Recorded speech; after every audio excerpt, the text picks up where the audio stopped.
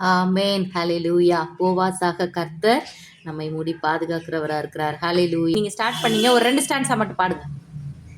ஹalleluya. பாடுங்க. இருளை போன்ற வாழ்க்கை எந்த வாழ்க்கையில் ஒளி போல தேவனே தோன்றினே. இருளை போன்ற வாழ்க்கை எந்த வாழ்க்கையில் ஒளி போல தேவனே தோன்றினே. சோத்திரம் என்றென்றும் என்னுள்ளம் சொல்லிடும். சோத்திரம் என்றென்றும் என்னுள்ளம் சொல்லிடும். நித்தமுந்தன் கிருபைகளால் நிறைத்திடும்.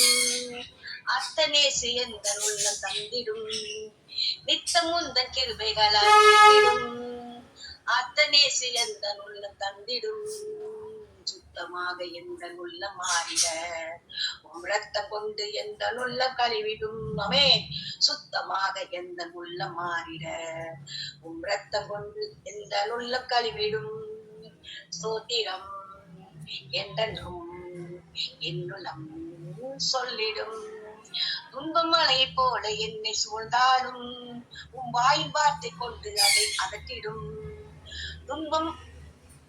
துன்பமலை போல என்னை சூழ்ந்திடும். உம் வாயின் வார்த்தை கொண்டு அதை அகற்றிடும்.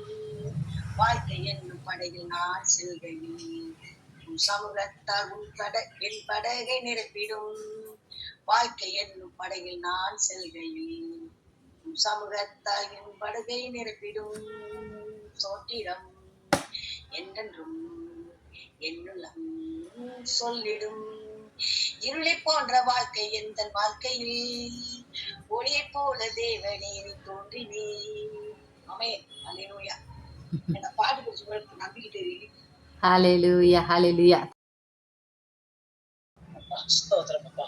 நம்ம அப்படியே கண்களை மூடி நம்முடைய தேவனுடைய சமூகத்துக்குள்ள, அந்த அன்பான அந்த சமூகத்துக்குள்ள, அந்த இனிமையான சமூகத்துக்குள்ள அப்படியே ஒரு சில நொடிகள் அவரை துதித்து ஆராதித்து நம்ம அப்படியே நம்ம கடந்து போவோம். ஸ்தோத்திர ராஜா, கண்களை மூடி ஸ்தோத்திரம் ஆண்டவரே, ஸ்தோத்திர ராஜா, ஸ்தோத்திரம் ஆண்டவரே. அப்பா, எங்க இருளை எல்லாம் வெளிச்சமாக மாற்ற வந்து எங்கள் தேவன் சகோதரி பாடுனது போல எங்களுடைய வாழ்க்கை படக தகப்பனே தத்தளித்து கொண்டிருந்த அப்பா படக அப்பா தகப்பனே நிரப்ப வந்த என் தேவனே, நன்றியோடு துதிக்கிற ராஜா, நன்றியோடு துதிக்கிற தகப்பனே. நீர் எங்க வாழ்க்கையில செய்த ஒவ்வொரு அற்புதங்களையும் தகப்பனே நாங்க நினைத்து தகப்பனே ராஜா, நாங்க அப்பா நாங்க மகிழ்ச்சிக்குள்ளாக அப்பா தகப்பனே. அப்பா, நீங்க சொன்னீங்களே கர்த்தருக்குள் கழிவுறுங்கள் என்று சொல்லி, அப்பா எங்களுடைய பழைய வாழ்க்கைகளை நாங்க நினைத்து பார்க்கும்போது அது கண்ணீர் நிறைந்ததாக தகப்பனே இருந்தது ராஜா. அது எல்லாவற்றையும் கழிப்பாய் மாற்றி நான் உன் கூட இருக்கேன்னு சொல்லி எங்களை அப்பா அற்புதமாய் வழி நடத்தின எங்கள் தேவனே, நாங்கள் நன்றியோடுமை துதிக்கிறோம் ராஜா, நன்றியோடுமை துதிக்கிறோம் தகப்பனே. நாங்க எங்களுடைய வாழ்க்கையை நாங்க திரும்பி பார்த்தோம்னு சொன்னா, எங்க வாழ்க்கையை நாங்க ஒரு விஷயம் தகப்பனே அப்பா நாங்க பின்னோக்கி பார்த்தோம்னு சொன்னா நாங்க எப்படி இருந்திருக்கோங்கிறத நாங்க நினைக்கும் போதே எங்களுக்கு அப்பா கண்ணீர் வருகிறது ராஜா. அப்பா தகப்பனே, நாங்க முள்ளுள்ள வேலியில அது ஒரு ஆடு முள்ள வேலியில அந்த புல் கிடைக்கலன்னா அது எட்டி அது பார்த்துட்டு அது தவிச்சிட்டு இருக்கிறத நம்ம பார்த்திருப்போம். அப்படியான வாழ்க்கை தான் நம்மளுடைய வாழ்க்கையா இருந்தது. ஒரு விஷயம் அவருடைய கண் நம்மளை நோக்கி பார்த்தது. அவர் அப்படியே நான் நல்ல மேய்ப்பனா இருக்கும்போது நீ ஏமா மகளே முள்வேலியில இப்படி தத்தளிச்சிட்டு இருக்கேன்னு சொல்லி அந்த ஆடுகளை எல்லாம் அவருடைய மந்தைக்குள்ள திருப்பி அழைத்துட்டு வந்து எப்படி அழைச்சிட்டு இருந்தாருன்னு நம்ம யோசிச்சு பார்த்தோம்னா அதுவே ஒரு பெரிய அற்புதம் இல்ல. தன்னுடைய தோளின் மீது தூக்கி போட்டுட்டு அந்த கால்களை அவருடைய கரங்களை பிடிச்சிட்டு அந்த தழுமுள்ள கரம் நம்மளை தூக்கி எப்படி பிடிச்சிட்டு வந்ததுன்னு நம்ம நினைச்சு பார்த்தோம்னா அது எவ்வளவு அற்புதமான ஒரு காரியம் இல்ல. ஒரு குழந்தை நம்ம பிறந்த உடனே அந்த குழந்தை ஒரு ஒரு ஒரு ஒரு குறிப்பிட்ட வயசு வரும்போது எப்படி தன்னுடைய தகப்பன் அந்த குழந்தைய தூக்கி அந்த தோள்பட்டை மேல போட்டுட்டு அப்படியே அழகா தூக்கிட்டு போற அதுபோல நம்மளை தூக்கி சுமந்து கொண்டு வந்து அவருடைய மந்தையில சேர்த்ததோடு கூட விட்டுடல. நம்மள நல்ல ஒரு மேய்ச்சல் உள்ள இடத்துல நமக்கு என்ன தேவைங்கிறது பார்த்து நமக்கு போஷித்து நமக்கு அமைதியான நீரூற்றுல ஒரு ஆடு தன்னுடைய எல்லா இடத்துலயும் போய் அந்த தண்ணியில வாய் வச்சிடாது. ஒரு குட்டையில தண்ணி தேங்கி இருந்தா அந்த தண்ணியை குடிக்காதான். அது தெளிந்த நீரா இருந்தா மாத்திரமே அந்த ஆடு குடிக்குமா. அப்படியாக நம்மளுடைய நீரூற்றுக்கு இருக்கிற இடத்துல நம்மளை கொண்டு போய் நம்மளுடைய தாகத்தை தீர்க்க நம்மளுக்கு வாஞ்சியா இருக்கிற தேவன். எவ்வளவு பாக்கியப்பட்டவர்களாக நாம் இருக்கோங்கிறத ஒரு விஷயம் நினைத்து நம்ம நன்றி செலுத்துவோமா? ஒரு விஷயம் நினைத்து நம்ம நன்றி செலுத்துவோமா? நம்ம இருளுக்குள்ள இருந்த நம்மளை வெளிச்சத்துக்குள்ள கொண்டு வந்து நம்மளை வெளிச்சத்தோட கொண்டு வந்ததோட கூட மாத்திரம் நிறுத்தி இல்ல, நம்மளை வெளிச்சமாகவும் மாற்றி இருக்காரு. நம்மளை எப்படி சொல்றாரு பாருங்களேன், நீ மலையின் மீது ஏற்றப்பட்ட வெளிச்சம்னு சொல்லி நம்ம மலை மீது உட்கார வைத்து எல்லாரும் நம்மளை பார்க்கத்தக்கதாய். ஏன்னா அந்த மலை மேல இருக்கிற வெளிச்சம் தான் எல்லாருக்கும் தெரியும். ஒரு மரைக்கால் மேல வச்சிருக்கிற வெளிச்சம் அந்த வீட்டுக்குள்ள மாத்திரம் தெரியும். ஆனா மலை மேல ஏற்றப்பட்ட வெளிச்சம் அந்த அந்த ஏரியாவுல இருக்க எல்லாருக்கும் தெரியும்ல.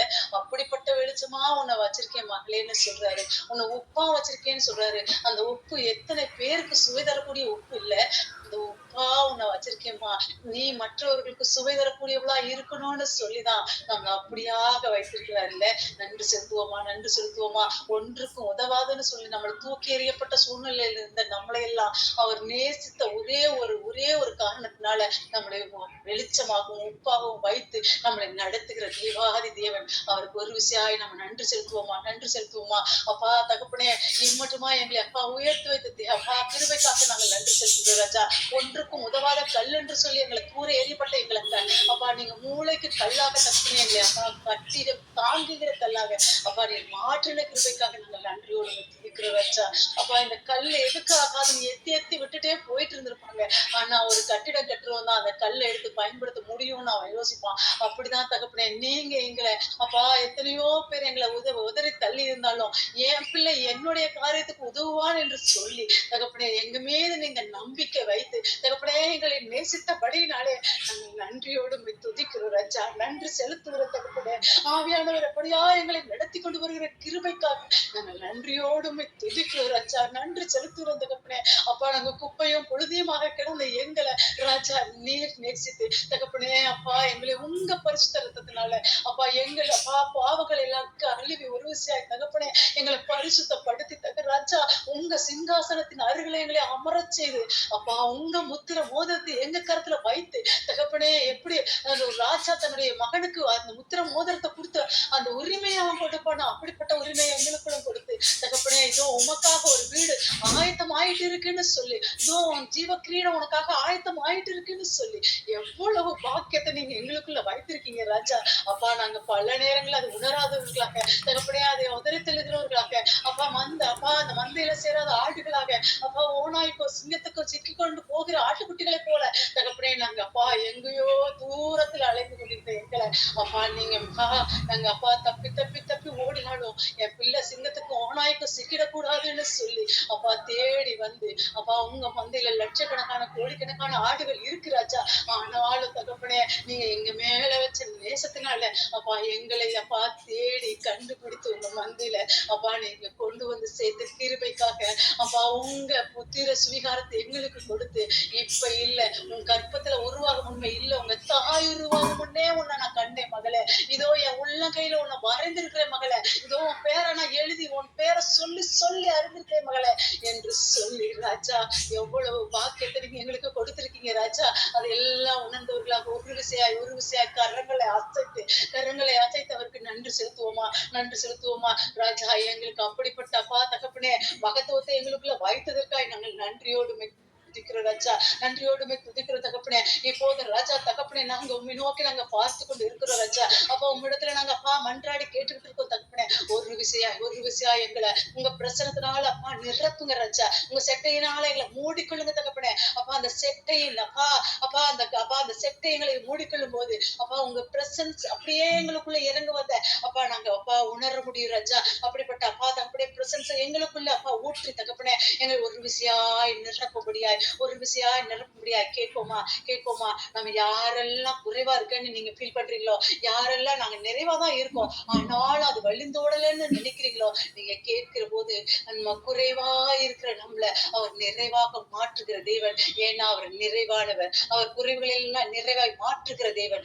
நமக்குள்ள நிறைவா இருக்கோம்னு நம்ம ஒரு அளவுக்கு நம்ம அப்படி நினைச்சிட்டு இருந்தா கூட இது போதாதுன்னு நம்ம நினைக்கும் போது நம்மளை வழிந்தோம் செய்கிற தேவன். நம்ம கேட்போமா ஒரு விஷயம் தகப்பனே, நாங்க குறைவாக இருந்தாலும் அப்பா, நாங்க தழும்பி இருக்கிறவங்களாக இருந்தாலும் ராஜா தகப்பனே, அது அப்பா குறைவாக இருக்கும்போது அந்த குடம் அப்படியே தத்தளிச்சுக்கிட்டே இருக்கும் ராஜா. ஆனா நிறைவா இருக்கிற குடம் ஒருபோதும் அது தழும்புவது இல்ல தகப்பனே. அப்பா அப்படியாக எங்களை அப்பா நிறைகுடமாய் ஒரு விஷயாய் மாற்றும்படியாய், எங்களை அப்பா நிறைகுடமாய் நிரப்பும்படியாய் ஒரு விஷயம் அப்பா தகப்பனே, உங்க கருத்துல நாங்க வந்திருக்கிற ஒவ்வொருவரையும் அப்பா உங்க கருத்துல கொடுக்கிறோம் ராஜா. ஒவ்வொருவரையும் அப்பா உங்க கருத்துல நாங்க கொடுக்கிறோம் தகப்பனே. ஜீவ நதி இதோ என்னிடத்துல இருந்து புறப்படுகிறது என்று சொன்னீரே, அந்த ஜீவ நதியினால் எங்களை ஒரு விஷயாய் கழுவி நிரப்பும்படியாய் தகப்பனே, உங்க பரிசுத்த ரத்தத்தை சிந்தினீரே, அந்த சிலுவையின் கீழே நாங்க நின்று மன்றாடுகிறோம் ராஜா. எங்களுக்காக சிந்தப்பட்ட அந்த ரத்தம் ஒரு விஷயா எங்களை கழுவட்டு ராஜா. தகப்பனே, எங்களை மன்னியும் என்று சொன்னீரே ராஜா. அப்பா உங்க அப்பா அந்த மரண தருவாயிலையும் எங்களை மன்னித்த தேவன். அப்பா இப்போதும் ஒரு விஷயா எங்களை மன்னித்து அப்பா உங்க பிரச்சனத்தினால நிரப்பி அப்பா தகப்பனே, அந்த பரிசுத்த ரத்தத்தினால தகப்பனே எங்களை கழுவி ஒரு விஷயா எங்களோடு கூட அரவணைத்துக் கொள்வதற்காக தகப்பனே நாங்கள் நன்றி செலுத்துகிறோம் ராஜா. நன்றி செலுத்துகிற தகப்பனே. அப்பா அப்படியாய் ராஜா எங்கள் ஒவ்வொருவரையும் நிரப்பா தகப்பனே நிரப்பி கொடுப்பதற்காக நன்றி ராஜா. நன்றி ராஜா. அப்பா தகப்பனே, மோசே அந்த சீனாய் மலையின் மீது ஏறி வந்த போது அப்பா அந்த வெளிச்சத்தை கொண்டு தகப்பனே அந்த ஜனங்களை நிரப்பா அவங்க கண்கள் பார்க்க கூடாத அளவுக்கு அந்த வெளிச்சம் அவனை அப்படியே நிரப்பிட்டே ராஜா. அந்த வெளிச்சத்தை கொண்டுதான் அந்த ஜனங்களை அவன் அற்புதமா நடத்தினான் ராஜா.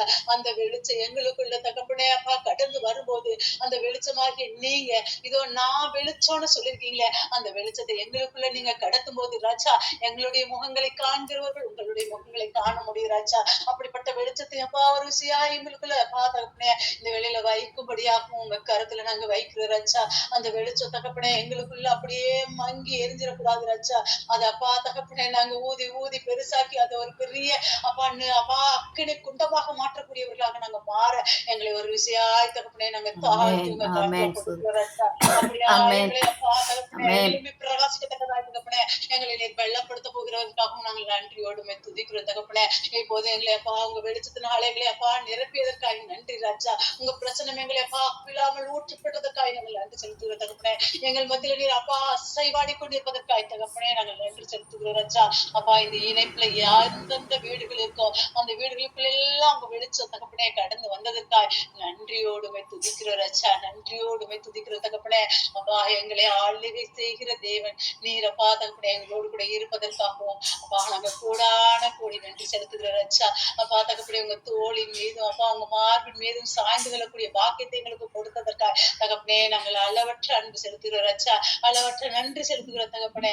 அப்பா மட்டுமா எங்களை அப்படியாய் நடத்தியதற்காக நன்றி. அப்பா இப்போதும் அப்பா வார்த்தை கொடுக்கிற மகளை நீர் மறைத்து வெளிப்பட போகிறீர், அதற்காகவும் நன்றி செலுத்துகிறோம். வந்திருக்கிற ஒவ்வொருவரையும் தகப்பனே நாங்க தாழ்த்தி வெறுமையாக்கி உங்க கருத்துல கொடுக்கிறோம் ராஜா. ஒவ்வொருவரையும் அப்பா நீங்க பார்த்துக் கொள்ளுங்க தகப்பனே, வழி நடத்துங்க ராஜா. துதி கனமையும் எல்லாம் ஒருவருக்கு இருக்கிறோம் இயேசுவின் நாமத்தில் பிதாவே. ஆமென் ஆமென் ஆமென். ஆமென் ஆமென் ஆமென். ஹல்லேலூயா. கர்த்தருக்கு ஸ்தோத்திரம். ஆமென். நல்ல ஒரு ஆராதனை நம்ம ஆவியில நிறைந்து ஆண்டவரை ஆராதித்தோம். ஆண்டவர் நம்ம மேலே வச்ச அன்பை உணர்ந்து நம்ம ஆராதித்தோம். கர்த்தருக்கே மகிமை உண்டாதாக. தேங்க்யூக்கா. அப்படியே நம்ம தேவ செய்திக்குள்ளாக நம்ம போகலாம். நம்ம டெய்ஸி சிஸ்டர் இன்னைக்கு ஆண்டவருடைய வார்த்தையை நம்ம இடத்துல ஷேர் பண்ணுவாங்க. டெய்ஸி சிஸ்டர் நீங்கள் ஆண்டவருடைய வார்த்தையை ஷேர் பண்ணலாம். ஹல்லேலூயா. அற்புத தேவன் நீரே, அதிசயமானவர் நீரே, உமையன்றி உலகில் யாரை பாடுவே, உமக்காய் தினமும் எங்கு போடுவே. அற்புத தேவன் நீரே, அதிசயமானவர் நீரே.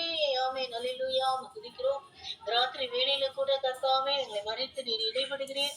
ஒவ்வொரு நிமிஷமும் ஆண்டவரே இந்த துதி ஆராதனையில ஜெப வேலையில பாடல் பாடுகிற காரியங்கள்ல கர்த்தர் ஒவ்வொருவோடு இடைபெற்றீரப்பா. ஆண்டவரே எங்களோடு இடைபடுகிற தேவன் ஆண்டவரே, எங்களுக்கு ஆண்டவரே கர்த்தாவே முகமுகமாய் பேசுகிற தேவன் ஆண்டவரே. உண்மை போல தேவன் ஒருவரும் இல்லை. மோசையோடு முகமுகமாய் பேசுனது போல நான் உன்னோடு பேசுவேன் என்று சொன்னீரேப்பா. எங்களோடு பேசும் தெய்வம் ஆண்டவரே. பேசாத மரமும் கல்லும் அல்ல கர்த்தாவே, நீர் பேசும் தெய்வம் ஆண்டவரே. நீர் பேசுங்க, நாங்க கேட்கிறோம். இயேசுவின் நாமத்தில் ஜெபிக்கிறேன் பிதாவே. ஆமென். எல்லாருக்கும் ஸ்தோத்திரம். இந்த நாள்ல கூட 2 நாளைக்கு முன்னாலே ஒரு செய்தி ஆவியானவரை நோக்கி பேசிக்கொண்டே இருந்தார்.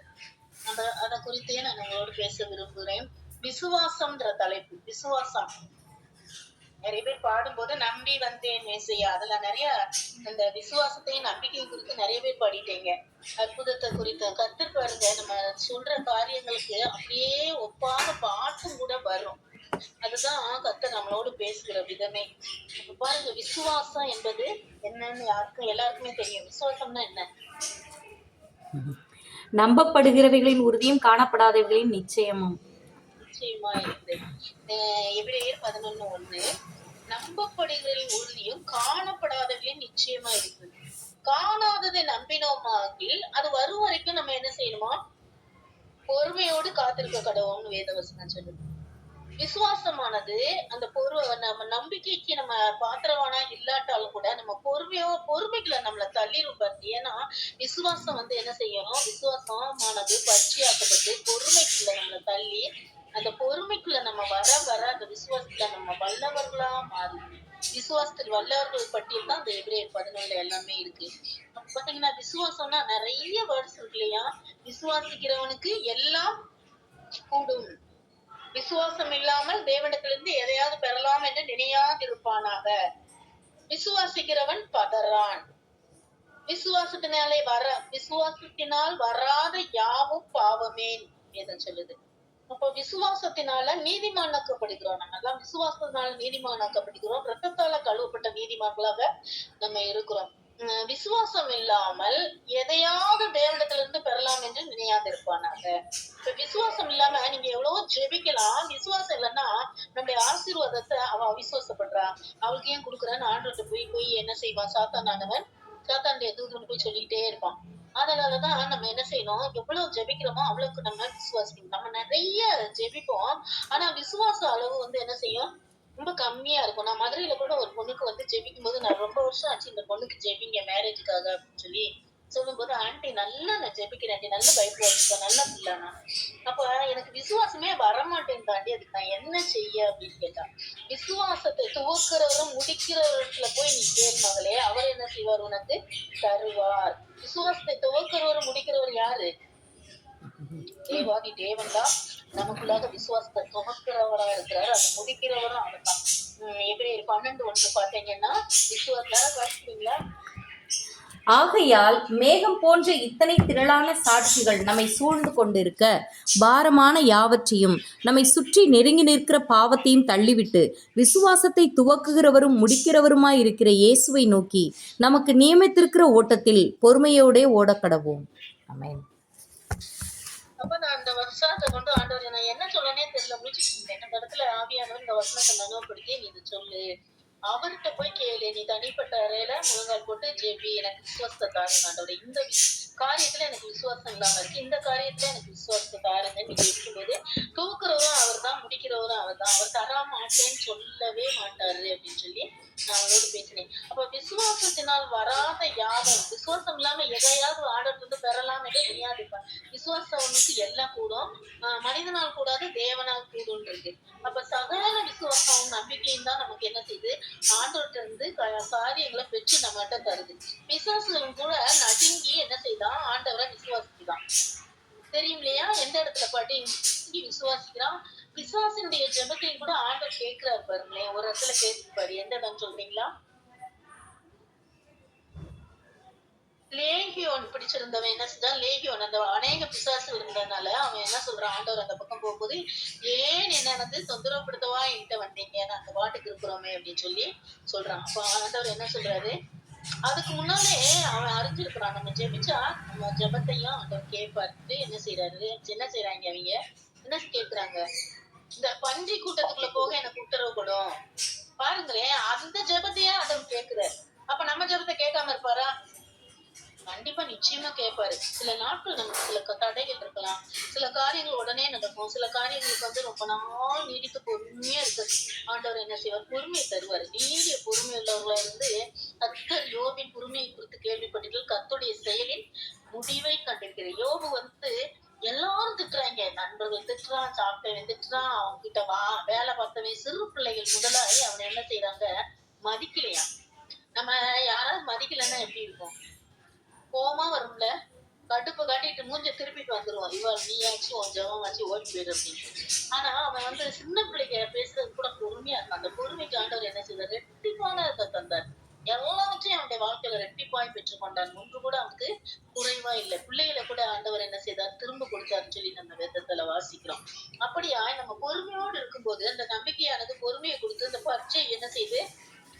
நம்பிக்கையை கொடுத்து பொறுமையானது விசுவாசமானத பெருக செய்கிறார். ஒவ்வொரு நாளும் அந்த நம்பிக்கையில பெருகிறவர்களா நாம இருக்கும் பொழுதுதான் நம்மளுக்கு வந்து ஆண்டவர் சாத்தான் கேட்பான். நீ உடனே கொடுத்தா விசுவாசிக்க இதெல்லாம் செஞ்சு பாரு, அவன் விசுவாசிக்கிறானான்னு பார்ப்போம். யோகிட்ட கூட அப்படித்தானே கேட்கிறான். நீ இதெல்லாம் எடுத்து பாரு, அவன் நம்புறானான்னு பாரு, உன்னோட அன்பு செலுத்துறானான்னு பாருன்னு சவால் விட்டான். சாத்தான் சவால் விடுவான். ஆண்டவர் என்ன செய்வாரு? சொலட்டி சொலட்டி அடிப்பாரு. நம்மள வந்து என்ன செய்வார்? சாத்தானை சொலட்டி அடிச்சு நம்மள என்ன செய்வாரு? சொலகளை பிடைக்கிறதுக்கு உன்னை வந்து என்ன செய்யறான்? கேட்கிறான். நீ வந்து கவனமா இருமகளே நமக்கு முதலாவதே எச்சரிச்சுட்டு போயிடுவாரு. அதனாலதான் நமக்கு வந்து எச்சரிப்பின் சத்தத்தை நமக்கு என்ன செய்யறாரு? ஆண்டவர் அடிக்கடி நமக்கு கொடுக்கிறவரா இருக்கிறாரு. இதுல பாத்தீங்கன்னா மார்க் 9:19 என்ன செய்யறாரு? அற்ப விசுவாசியேன்னு கேட்கிறாரு. விசுவாசம் இல்லாத சந்ததியே கூப்பிடுறாரு இல்லையா? அவர் பிரதித்திரமாக மார்க் 9:19 நம்ம வாசிப்போம். விசுவாசம் இல்லாத சந்ததியை எது வரைக்கும் நான் உங்களோட இருப்பேன், எது வரைக்கும் நான் உங்களிடத்துல பொறுமையா இருப்பேன் அப்படின்னு சொல்லிட்டு பிசாசு பிடித்த ஒரு மகனை அவன் என்ன செய்வான்? அடிக்கடி அலக்கழிக்குது. அவன் ஊமையான ஒரு ஆவி அவனை பிடிச்சிருக்கு.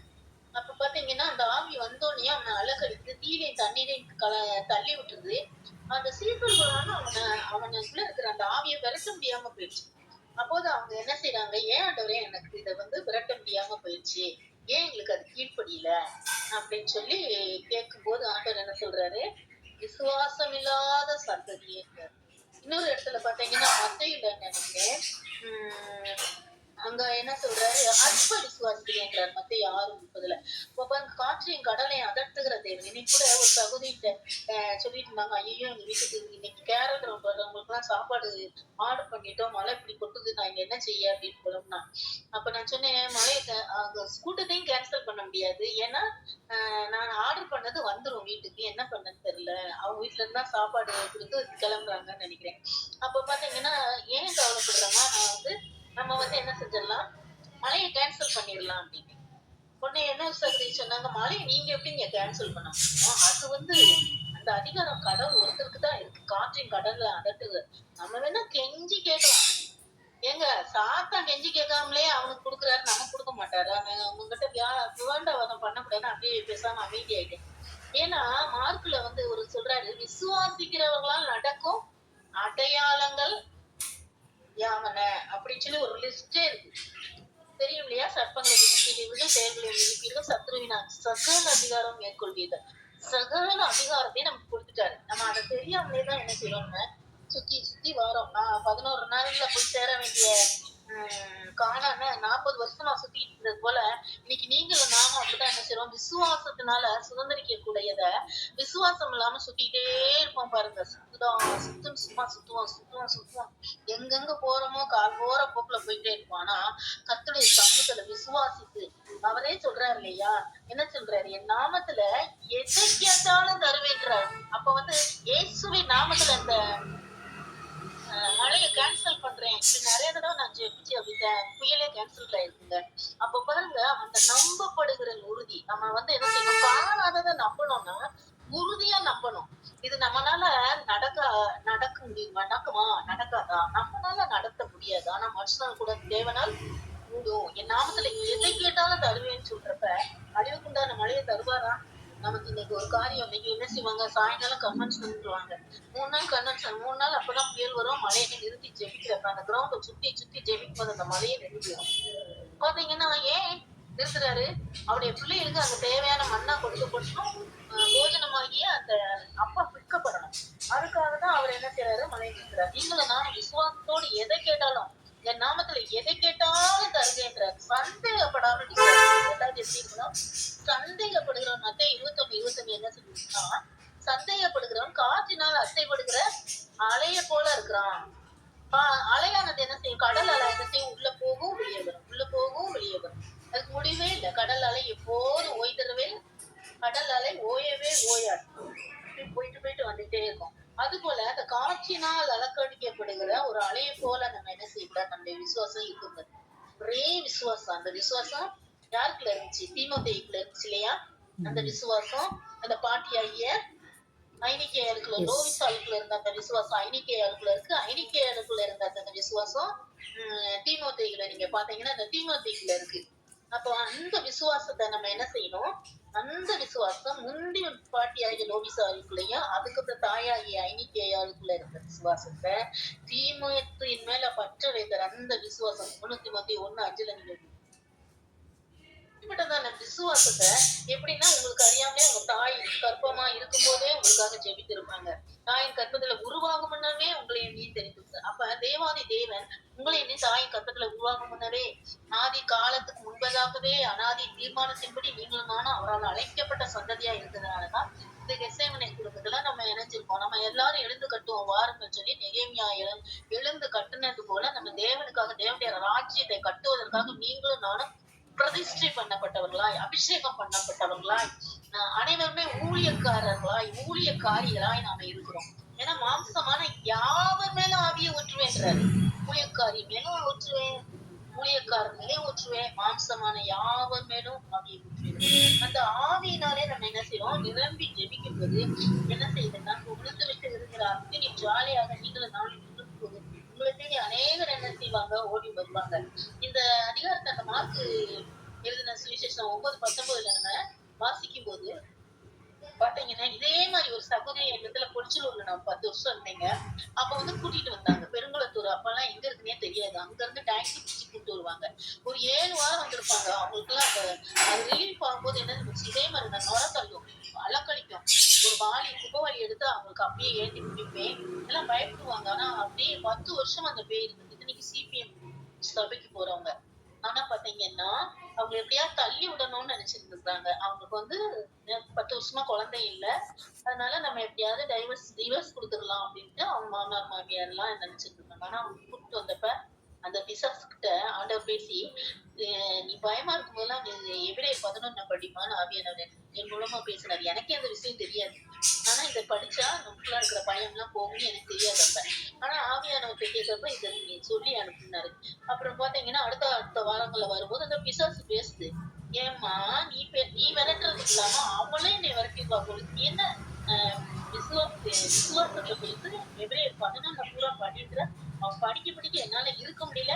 அந்த சரீரத்தை வெளியே ஓடணும்னு எனக்கு தோணுது அப்படின்னு. நம்ம பாருங்க எவ்வளவு ஆச்சரியமான வசனங்களை நமக்கு வைத்திருக்கிறார். நம்ம அறியாமலே இருக்கோம் பாத்தீங்களா? நம்ம சிஎஸ்சி நினைச்சிட்டு எதுவுமே தெரியாதுன்னு நினைச்சிட்டு இருப்பாங்க. ஆனா தேவாதி தேவன் உங்களுக்குள்ள ஆவியானவர் வந்துட்டாருன்னா அவர் உங்களை கொண்டு என்ன செய்ய முடியும்? பேய விரட்ட முடியும். அப்ப இந்த அதிகாரத்தை வாசிக்கும் போது இதே கேட்டகரி தானே அந்த சகோதரி வந்தாங்கன்னு எனக்கு நினைவு வந்துருச்சு.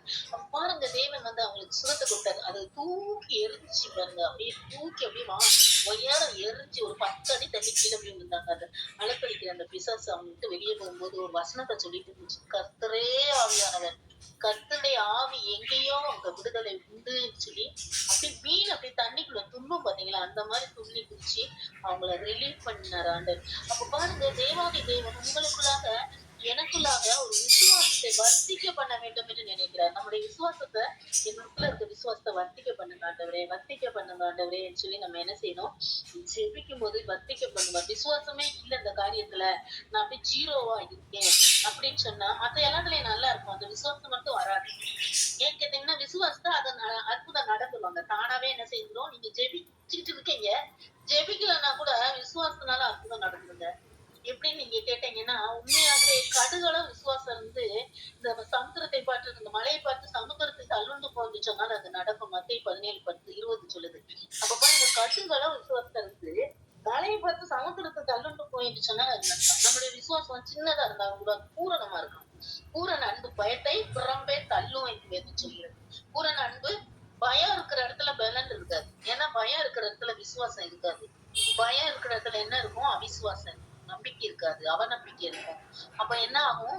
பயத்தின் ஆவி போய் இன்னும் ஒரு 10 ஆவியை கூட்டிட்டு உள்ள நல்ல பெருக்கி சோடிக்கப்பட்டிருக்கு. இங்கதான் பயப்படுறா, இப்பதான் இந்த விஷயத்துக்கு பயப்படுறான்னு இன்னும் 4 ஆவியை கூட்டிட்டு உள்ள உட்காந்துருக்கோம். அப்ப நம்ம பயத்தின் ஆவியை நமக்கு படாமல் ஆண்டவர் எப்படி பலமும் அன்பும் தெளிந்த புத்தியுள்ள ஆவியினால் நம்மளை நிரப்பி இருக்கிறார். எல்லா வசனம் நமக்கு தெரியும். 2 Timotheயுல இருக்குது அந்த வசனம் 1:7. அப்ப பலமும் அன்பும் தெளிந்த புத்தியுள்ள ஆவியினால் என்னை நிரப்பி இருக்கிறார். இருக்கிறார் அப்படின்னு சொல்லும் போதே நம்முடைய பயம் நம்மளை விட்டு, அவிசுவாசம் நம்மளை விட்டு, பயம் அவிசுவாசம் இதெல்லாம் என்ன செய்யும்? அக்கா தங்கச்சி அவங்களாம் அந்த எப்படி சுகர் வந்துச்சுன்னா ப்ரெஷரு, கொலஸ்ட்ரால், எக்ஸ்ட்ரா எக்ஸ்ட்ரா எல்லாம் எடுத்து என்ன செஞ்சிடும்? ஒரு குடும்பமா உள்ள உட்காந்துரும். அதே போலதான் நமக்கு பயம் வந்துருச்சுன்னா நமக்கு நடுக்கம் வந்துடும். திடீர்னு நடுங்குது. அவங்ககிட்ட பேசும்போது மதுரையில ஒரு பொண்ணு டெய்லி அடிச்சு ஜெயிச்சிடுவா. அக்கா எனக்கு என்னமோ படபடன்னு வருதுக்கா, நெஞ்சுக்குள்ள என்னமோ பண்ணுதுக்கா, காலை பிடிச்சி இழுக்குதுக்கா, அப்படிக்கா இப்படிக்காங்க. ஒரு ஜென்ஷனையும் ஐயோ உங்ககிட்ட போன பேச ஆரம்பிச்சேன் எனக்கு நடுங்குது, உடம்பு நடுங்குது, உடம்பு நடுங்குது நடுங்குது, ஜில்லு ஜில்லுன்னு என்னமோ இறங்குது இறங்குது அப்படின்னு இதுல இருந்து கன்வெர்ட் ஆனப்பல. அப்ப பாத்தீங்கன்னா எதுக்காக இதை சொல்றேன்னா, அவங்க எத்தனையோ கிலோமீட்டர் தாண்டிட்டு இருந்தாங்க. ஏன்னா தேவனுடைய அக்னி நம்ம மேல இருக்கிறதுனால நம்ம வாயில வார்த்தை வரும்போது அந்த வல்லமை அங்க என்ன செய்யுது? பாய்ந்து செல்லுது. எப்படி செல்லுது? பாய்ந்து செல்லுது. அப்ப பாய்ந்து செல்லுற அந்த அபிஷேகம் அவங்களுக்குள்ள காது வழியா என்ன செய்யுது? பாயும் போது அந்த சரீரம் முழுவதும் நடுக்கத்தை கொடுத்து பிசாசெல்லாம் போட்டு ஓடிடலாம். 5 நிமிஷம் ஜெபிக்கிறதுக்கா நல்லா இருந்துச்சுக்கா, எனக்கு காலை பிடிச்சி என்னை இழுக்குக்கா, அது வந்து இது பண்ணுதுன்னு புலம்புவா பாருங்க. நம்ம அன்டைம்ல கூட அடிப்பா அந்த பொண்ணு. அப்ப பாருங்க ஒரு நாள் நீ வந்து இந்த மாதிரி சொல்லு, உடம்பெல்லாம் நறுக்குறது ஊசி வச்சு குத்துது அப்படின்னா, ஊசி வச்சு குத்துனாம சாத்தான் ஏவல் பிலிசினியஸா ஊசி வச்சு குத்தும், ஊசி குத்துற மாதிரியே குத்தும். அப்ப சொன்னப்ப நான் இங்க இருந்தே ஊதுனேன் பாருங்க, ஊதி ஜெபிப்பேன். ஏன்னா பரிசுத்த ஆவியை தேவனாகிய கர்த்தர் ஏசப்பா சீசருக்கு ஊதி கொடுத்தாரு. அது சிலருக்கு புரியாது. என்ன அவங்க ஊதுறாங்க? ஊதும்போது பிசாசு பிடிச்சவங்க டப்பு டப்புன்னு விழுந்துருவாங்க பாருங்க. நம்ம தொட்டவே வேண்டாம், அது டப்பு டப்புன்னு விழுந்து ஓடிடும். அப்ப பாருங்க தேவாதி தேவன் அவ்வளவு வல்லமையா உங்களுக்கு எனக்கு கொடுத்திருக்கிறாரு. மற்ற எல்லாவற்றையும் குருடா அருளாது இருப்பது எப்படி? தேவன் நம்மிடத்தில் கேட்கிறவர்களுக்கு பரிசுத்த ஆவியை கொடுத்திருப்பது நிச்சயம் அல்லவா? அப்ப பரிசுத்த ஆவியை கொடுத்திருக்கிற மத்த அந்த உலக பிரகாரமான ஆசீர்வாதங்களை கொடுக்க மாட்டாரா? நம்ம என்னத்த உடுப்போம், என்னத்த குடிப்போம், என்னத்த உடுப்போம் அப்படின்னு அனுதினமும் என்ன செய்வோம்? அவிசுவாசமாவே பேசிட்டு இருப்போம் பாருங்க. அந்த அவிசுவாசம் நீங்கணும்னா அந்த விசுவாசம் உள்ள வரணும்னா வசனம். ஏன்னா விசுவாசம் வந்து கேள்வினால வரும். எப்படி வரும்? ரோமர் 10:17 சொல்லுது, விசுவாசமானது கேள்வினால வரும். கேள்வி எப்படி வரும்? வசனத்தினால வரும். நீங்க வசனத்தை அறிக்கையிட அந்த பொண்ணுட்ட வசனமா நீ இதை படி, இந்த அதிகாரத்தை படி, இந்த அதிகாரத்தை படின்னு சொல்ல அக்கா அதை படிச்சுக்கிட்டு இருக்கும்போது எனக்கு 1000 கொட்டாயிரம் இருந்துச்சுக்கா. அப்படியே தூங்கிட்டேங்க. எனக்கு தூக்கம் அனுப்புல ஒத்தையில இருக்கு. அதனால வந்து அது கணவன் இல்ல, ஒரே ஒரு பொண்ணு வீட்டு வேலை செஞ்சு அவ பிழைச்சிட்டு இருக்கா. அப்ப பாருங்க அந்த பயப்படுற ஒரு அவிசுவாசத்திலையும் கூட நம்ம சேர்த்து கொள்ளணுங்க. விசுவாசம் இல்லாமல் என்ன செய்ய முடியாது? தேவனிடத்துல எதையும் பெறலாம் என்று நினையாதிருப்பாராகன்றது. என்ன ஒரு பாத்தீங்கன்னா இவங்க அவிசுவாசியா இருக்காங்க, இவங்களுக்கு எப்படி சொல்ல அப்படின்னு நான் நினைப்பேன். இந்துஸை பார்த்தா ஒரு மாதிரி நினைப்பேன் நான் மதுரையில இருக்கும்போது. அப்ப ஆண்டவர் ஒரு நாள் சொன்னாரு, விசுவாசத்தில் பலவீனம் உள்ளவர்களை உங்களுக்கு சேர்த்து கொள்ள ஐயப்படாதீர்கள்னு ஒரு வசனம். வசனத்தை கொண்டு சவுக்கடி அடிப்பாரு பாருங்க ஏசுப்பா. நம்ம ஏதாவது டவுட் ஆயிட்டோம்னா டவுட்டை கிளியர் பண்றதுக்கு உடனே என்ன செஞ்சிருவாரு? ஏசப்பா அந்த இடத்துக்கு வந்துருவாரு. வேற வசனத்தை தூக்கிட்டு ஓடியே வந்துருவாரு பாருங்க. வசனத்தை தூக்கிட்டு வந்தா என்ன செய்யும்? வசனத்துக்கிட்ட பேய் நிக்காது. ஆட்டுக்குட்டியான ரத்தத்தினாலும் தங்கள் சாட்சியின் வசனத்தினாலும் சாத்தானை ஜெயித்தார்கள். நம்ம ஒரு காரியம் நாளைக்கு ஸ்கூலுக்கு ஃபீஸ் கட்டணும்னு நினைக்கிற பிள்ளைகளுக்கு உடனே என்ன செய்வாங்க? அக்கா எனக்காக ஜெபிங்கக்கா, ஸ்கூல்ல வெளியே நிக்க விடுறாங்கக்கா, நான் ஊழியக்காரன்க்கா, எப்படிக்கா இப்படி நான் நிக்க விடுறது அப்படின்னா. அப்ப பாருங்க நாங்க என்ன செய்ய, என்ன ஆண்டவரே சொல்ல அப்படின்னு.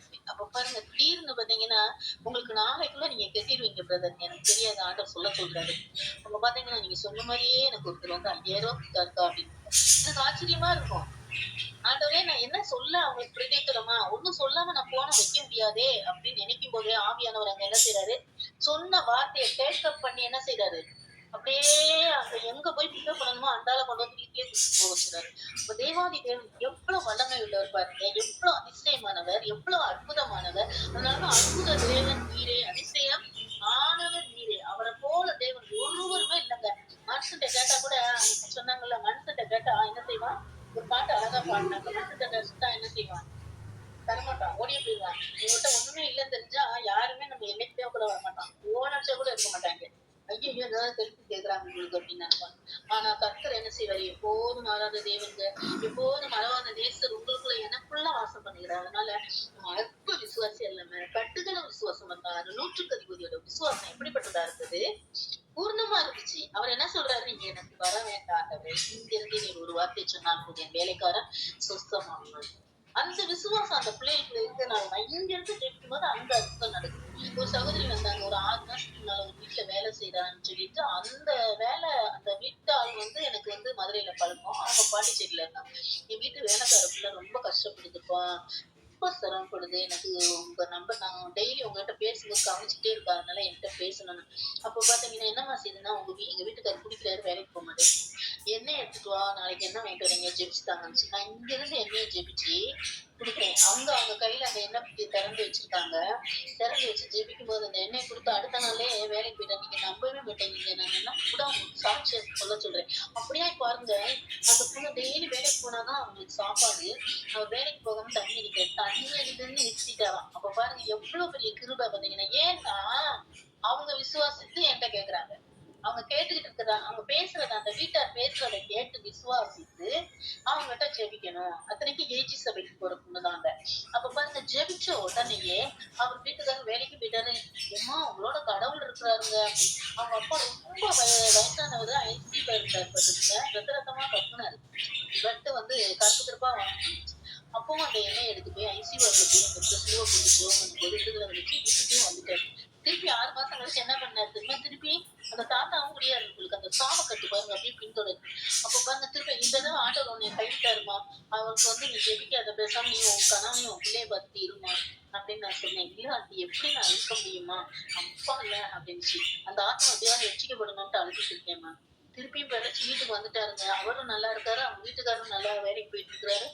பாருங்க, தேவாதி தேவன் பாருங்க எங்கேயோ இருந்து விசுவாசத்தோடு ஜெபிக்கிறாங்க.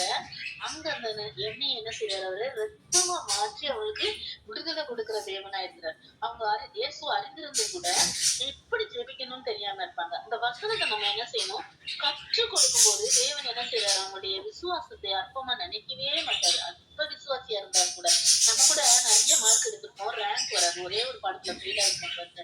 எனக்கு இந்த ஊமையை தான் சொல்லும் போல தோணுச்சு. 38 மார்க் எடுத்துப்போம், 40 எடுக்கணும்னு நினைச்சேன் இங்கிலீஷ்ல. அப்ப 2 மார்க்குக்காக போய் நிப்போம் பாருங்க, கிளாஸ் டீச்சர் தெரியாது, அந்த அந்த அந்த சப்ஜெக்ட்ல போய் நிப்போம். அந்த சப்ஜெக்ட் எடுத்துட்டு எல்லாம் பாஸ் டீச்சர், எனக்கு இது 2 மார்க் எப்படியாவது போடுங்க அப்படின்றப்ப கெஞ்சுவோம் பாருங்க, உடனே போட்டுருவாங்க. ஏன்னா அந்த பிள்ளை ரேங்க் போகுது அப்படின்னு சொல்லிட்டு. அப்ப ஆல் பாஸ் ஆயிருவோம். இதே மாதிரிதாங்க ஏசப்பாவும். ஒண்ணுல ஒண்ணு குறைவுபட்டிருக்கும் போது கூட அத நீ இந்த கேட்டகரியில கரெக்டா இல்ல, உன் குவாலிபிகேஷன் சரியில்லை அப்படின்னு அவங்களை ஃபெயில் ஆக்கவே மாட்டாரு. ஆண்டவர் எப்பவுமே என்ன செய்வாரு, நம்மளுடைய விசுவாசத்தை பார்ப்பாரு, நம்ம கெஞ்சுறத பார்ப்பாரு. நம்ம என்ன செய்யறது, அற்புதமா அதிசயமா 40 மார்க் போட்டு என்ன செய்வாரு, மேலிடத்துல கொண்டு போய் உங்களை வச்சிருவாரு. அதுக்குரிய இதுல எது தேவையோ, நமக்கு அந்த விசுவாசம் தேவையா, நமக்கு பொறுமை தேவையா, எது தேவைன்னு பார்ப்பாரு. கவலைப்படக்கூடவே கூடாது. கவலைனால ஒரு காரியம் நடக்காது. அப்ப பாருங்க, இன்னைக்கு ஒருத்தவங்க கேட்டாங்க, கிறிஸ்துமஸ்க்கு ட்ரெஸ் இல்லை.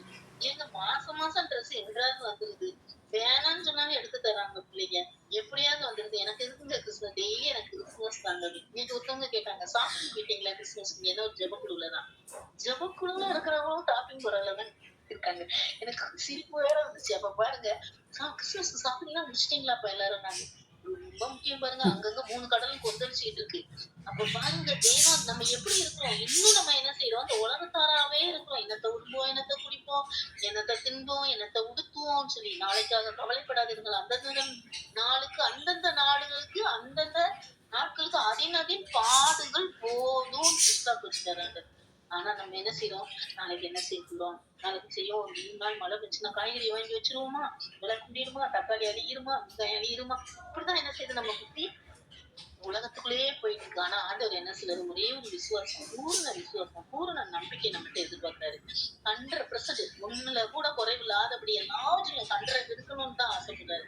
நம்ம என்ன செய்வோம், 38 எடுத்து அந்த 2 மார்க்குக்கு கெஞ்சிட்டு இருப்போம் பாருங்க. ஆனா பூரண நம்பிக்கை உள்ளவர்களாய் சொல்றாரு. டைம் ஆயிடுச்சு நம்மளுக்குமே. 1 பேதுரு 1:13 மட்டும் வாசிக்க யாராச்சும். 1 பேதுரு 1:13 பூரண இருக்கீங்களா? இருக்கோம்ப்பா. ஆகையால் நீங்கள் உங்கள் மனதின் அறையை கட்டிக்கொண்டு தெளிந்த புத்தியுள்ளவர்களாய் இருந்து, இயேசு கிறிஸ்து வெளிப்படும் போது உங்களுக்கு அளிக்கப்படும் கிருபையின் மேல் பூரண நம்பிக்கை உள்ளவர்களாய் இருங்கள். ஆமென். பூரண நம்பிக்கை நமக்குள்ள வரும்போது பாத்தீங்கன்னா, அந்த எப்படி இருக்கும், பூரண நிலவு எப்படி இருக்கும், பௌர்ணமி என்னைக்கு பாருங்க, அப்படியே சோறு போட்டு லைட்டே இல்லாம உட்காந்து சாப்பிடலாம் இல்ல மொட்டை மதியில. அப்படியா நமக்கு அந்த பூரண நம்பிக்கை நமக்கு வரும்போது ஆண்டோடைய வெளிச்சம் நம்ம மேல உதிக்கும். என்ன செய்யும், உதிக்கும். நீதியின் சூரியன் உங்கள் மேல் உதிக்கும். நீங்க வெளியே புறப்பட்டு போய் கொழுத்த கன்றுகளை போல் வளருவீர்கள்னு சொல்லிட்டு மல்லிகாவுல சொல்லப்பட்டிருக்கு. அப்படியாய் தேவாதி தேவன் கர்த்தருக்கு பயப்படுறவங்க மேல அப்படி பூரண சூரியன் உதிக்கும்படியா நீதியின் சூரியன் உங்க மேல உதிப்பார். நீங்க உங்கள் மனதின் அறையை கட்டிக்கொள்ளணும். மனது பாருங்க அப்படியே அலக்கழிக்கும், சும்மா அலகடல் ஓஞ்சாலும் அது ஓயவே ஓயாது. ஓயவே ஓயாது. மனசு அப்படியே அடிச்சுக்கிடும். ஐயோ நாளைக்கு வாடகை கொடுக்கணுமே என்ன செய்ய, ஐயோ நாளைக்கு இது கட்டணுமே, கரண்ட் பில் கட்டணுமே அதுக்கு என்ன செய்ய, நாளைக்கு இது செய்யணுமே அதுக்கு என்ன செய்ய, பிள்ளைக்கு ஃபீஸ் கட்டணுமே என்ன செய்ய, பஸ்ஸுக்கு ஃபீஸ் கட்டணும், இப்படியும் ஒண்ணுன்னா கேள்வி கேட்டுட்டே இருப்பான். அப்பப்ப நீங்க என்ன செய்யணும், கர்த்தர் பார்த்துக் கொள்வார், கர்த்தர் பார்த்துக் கொள்வார். ஏகோவா ஈரே, நானும் பாட ஆரம்பிச்சுவேன். ஏகோவா ஈரே நீரே எல்லாம் பார்த்துக் கொள்வீங்க. அப்ப பாருங்க, இப்படி 4-5 தடவை செஞ்சு பாருங்க. உங்கள்கிட்ட வந்து எதையுமே நினைவுபடுத்த மாட்டான் சாத்தான். நம்ம என்ன செய்வோம், அப்படி எப்போ பூர்ண நம்பிக்கையா, பூர்ண சந்தோஷத்தோடு, பூர்ண மகிழ்ச்சியோடு நம்ம எப்பொழுதும் அறையை கட்டி கொண்டு விசுவாசம் என்ன கேடகத்தை பிடிச்சோம்னா நம்ம நிற்போம். எபேசியர்ல இருக்கு இல்லையா, விசுவாசம் என்பது ஒரு கேடகம். அந்த கேடகத்தை பிடிக்கும் போது அவிசுவாசம் வரவே வராது. விசுவாசம் அந்த கேடகத்தை பிடித்தவர்களா நிற்கும் போது அந்த அவிசுவாசமோ பயமோ கலக்கமோ உங்க எல்லைக்குள்ளே வராது. உங்க எல்லைக்குள்ள இருளுக்கு அதிகாரமே இல்ல. ஏன் உங்க எல்லைக்குள்ள என்ன இருக்கு, சத்தியத்தை அறையில இருக கட்டிட்டு இருக்கீங்க. உங்க மனதின் அறைன்னா என்னது, சத்தியத்தை அறையில கச்சையா கட்டி கொண்டு இருதயத்துல என்ன வச்சிருக்கணும், நீதியின் வஸ்திரத்தை நம்ம இருதயத்துல என்ன செய்யணும். எபேசியர் நீதி என்னும் மார்க்கவசம்,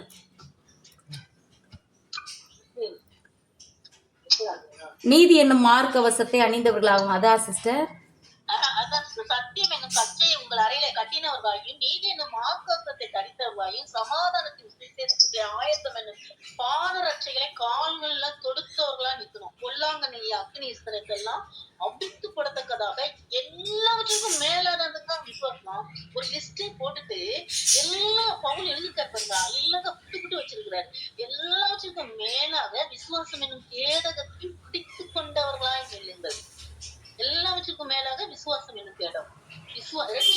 இரட்சணியம் என்னும் தலைச்சீரா. ரட்சிப்பை பெற்றிருக்கலாம், தேவ வசனமாகிய ஆவியின் பட்டயத்தை எடுத்து யுத்தம் பண்ணலாம். ஆனா விசுவாசம் இல்லைன்னா என்ன செய்ய முடியாது, சீரதான். விசுவாசம் இல்லாம ஒண்ணுமே தேவனத்துல இருந்து வரலாம் என்று நினையாது இருப்பானாங்க என்று வேதம் சொல்லுது. அப்ப விசுவாசமானது நம்பப்படுகிற உறுதியும் காணப்படாதவைகளின் நிச்சயமாய் இருக்கிறது. எபிரேயர் 11:1. பயப்படுறவங்க உடனே என்ன செய்றீங்க, எபிரேயர் 11 பூரா வாசிக்கிறீங்க. நிறைய தூக்கம் வரல நாங்க எபிரேயர் 11 வாசிக்க பண்றேன். ஏன்னா அதுல நிறைய வசனம் இருக்கும் பாருங்க. வாசிச்சிருக்கீங்களா யாராச்சும் எபிரேயர் 11 ஃபுல்லா? எத்தனை வசனம் இருக்கு? வாசிப்போம் சிஸ்டர். 40 வசனம் இருக்கு. 40 வசனங்கள் இருக்கு சிஸ்டர். 40 வசனம் முடிக்கிறதுக்குள்ள அவங்க 40 கொட்டாய் வந்து தூங்கிடுவாங்க.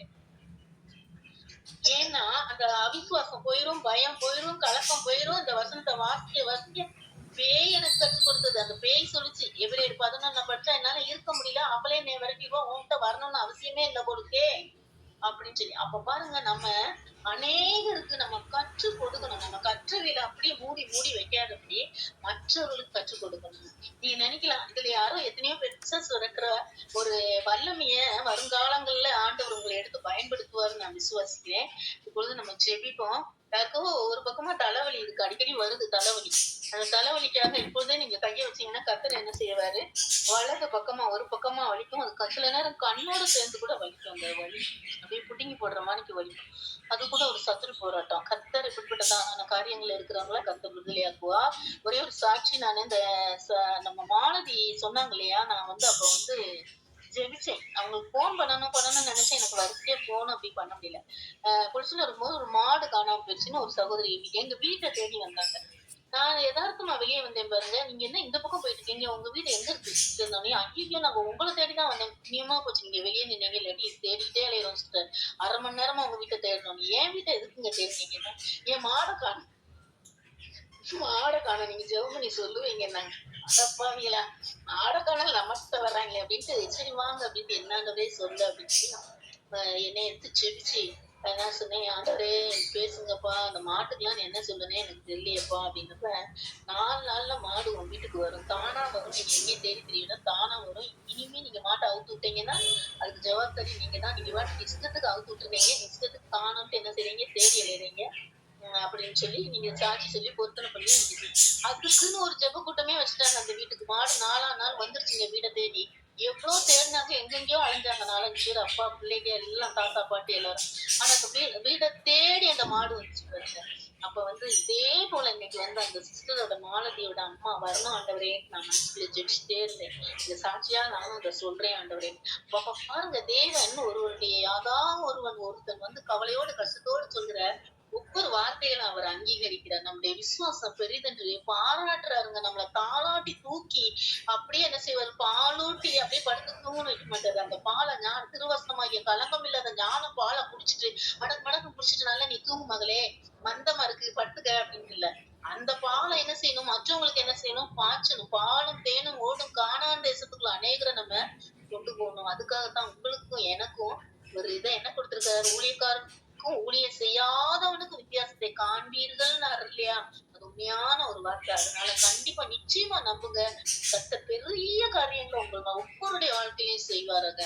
தங்களை முடி ஜெபிப்போம். மண்ணின் தகப்பனே கர்த்தாவே, ஆண்டவரே, இந்த மாலை வேலைக்காக நன்றியோடு மத்தியில் எங்க 2, 3 பேர் நாமத்துல கூடி இருக்கீங்களோ அவங்க மத்தியில் வருவேன் என்று சொன்ன தகப்பனே, நீங்கள் மத்தியில வாரும் ஆண்டவரே. நாங்கள் நினைப்பதற்கு மேலாய், வேண்டுவதற்கு மேலாய் கிரியை செய்ய வல்லமையின்படியே கிரியை செய்ய வல்லவராகிய உம்மிடத்துல நாங்கள் வருகிறோம் ஐயா. எங்கள் விசுவாசமானது ஆண்டவரை குறைவுள்ளதா இருந்தால் அதை நிறைவுள்ளவாக்குவீராகப்பா, நிறைவானதாய் மாற்றுவீராகப்பா. ஆண்டவரே, கொஞ்சம் விசுவாசம் ஆண்டவரே, அந்த கொஞ்சம் விசுவாசம், அந்த ஆபிரகாம் பூரண விசுவாசியா இருந்தாங்க ஆண்டவரே. அந்த விசுவாசம் அவனுக்கு நீதியாக எண்ணப்பட்டதப்பா. அவன் போகிற இடம் தெரியாமலே போனாங்க ஆண்டவரே. நம்ம போகிற இடம் என்ன திசை, எங்க ஊரை விட்டு, நாட்டை விட்டு, பெற்றோரை விட்டு, ஆண்டவரே, குடும்பத்தாரை விட்டு அவன் கடந்து போறான். போற இடமெல்லாம் கூடார வாசியில தங்கி இருந்தாலும் அவனை போல இன்றைக்கு வரைக்கும் ஆபிரகாமின் சந்ததியை பெருமிதப்படுத்துகிற தேவனாயிருக்கேன்ப்பா. இன்றைக்கு வரும் ஆபிரகாமின் சந்ததியாய் நாங்கள் இருக்கிறோமே ராஜா. அந்த விசுவாச சந்ததியில, அந்த விசுவாச பட்டியல்ல எங்களை நீங்க சேர்த்து வைத்திருக்கிறதுக்காக நன்றியப்பா. அந்த எபிரேயர் 11 அந்த விசுவாச பட்டியல்ல எங்க பேரையும் நீங்க போட்டுக்குங்க ராஜா. கர்த்தர் நீ அப்படி செய்து உடைய நாமத்தை இன்னும் அதிகமாய் மகிமைப்படுத்த விசுவாசித்தேன், ஆள்களால் பேசுகிறேன் என்று சொல்லி மற்றவருக்கு சொல்லத்தக்கதான சாட்சி நிறுவங்களாக ஆமே அப்படியே எங்களை நிறுத்துவீராகப்பா. முடிவு புரிந்த நிலையிற்கு ரட்சிக்கப்படுவான் என்று சொன்னீரப்பா. அந்த ரட்சிப்பை மற்றவங்களுக்கு பிரசங்கிற நாங்கள் தானே ஆகாதவர்களாய் போகாதபடிக்கு முற்றிலுமாய் எங்களை தாழ்த்தி உடைய சமூகத்தில் ஒப்புக் கொடுக்கிறோம். இயேசு கிறிஸ்துவின் இந்த நாமத்தின் ஜெபம் கேளும் வல்ல பிதாவே, ஆமென்.